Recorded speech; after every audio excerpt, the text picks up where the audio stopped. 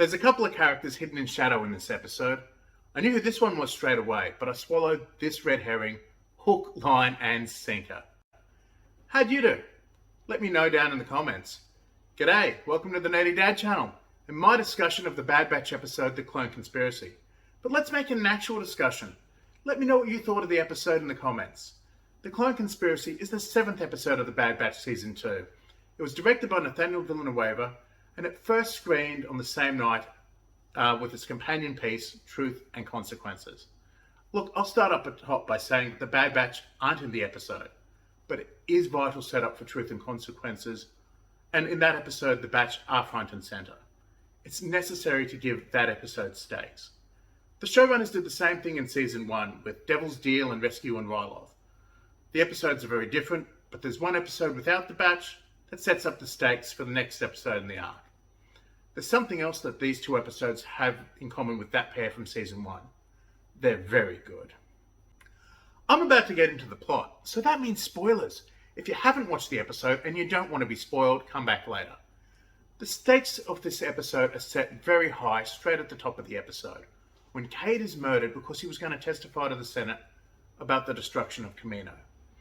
It's important to the story that while we all know what happened on Kamino, the galaxy at large and even the Senate did not.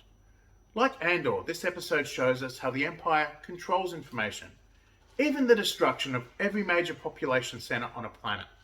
Spoiler alert for my next review, we get another look at how the Empire manipulates information in Truth and Consequences. Which brings us back to the Senate. Look, I might have missed her in some piece of media or other, but I believe it's been a while since we've seen Senator Chuchi pop back up. Look, obviously Andor uses Mon Mothma as the human face of the Senate. So it's nice to have other faces here used to show that there are good senators within the Empire, especially at this early stage. The Senator for Pantora wants to protect the rights of the clones, as Admiral Rampart tries to push through the Imperial Defense Recruitment Bill, which will phase the clones out of service. In order to find out what the clones actually want, Senator Chuchi does the right thing and she visits places where the clones congregate when they're off duty. And it's at a bar where Chuchi first runs into Slip. He tells her about the events on Kamino that we all saw last season, and he tells her to be careful. A warning that Bail also gives. That's right, Leia's dad also makes an appearance in this episode. After running into Senator Chuchi, Slip gives her and everyone else the slip. He disappears. But Chuchi manages to track him down, and he tells her that the evidence that she needs is on board Rampart's Venator, just before the assassin from the start of this series makes an appearance. Look, I'll be honest, I thought he was Crosshair. Slip and Senator Chuchi's guards are murdered by the assassin, but Rex turns up just in time to save the Senator. And that's where the episode leaves it, with Rex and Chuchi in the Martez sisters' garage, with the body of the unnamed clone who killed himself rather than be interrogated. So that's where the episode leaves it. That's where I'm going to leave it also.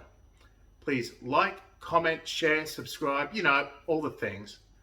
And I'll be back with my review of its companion piece, Truth and Consequences. This is the Nerdy Dad, signing off.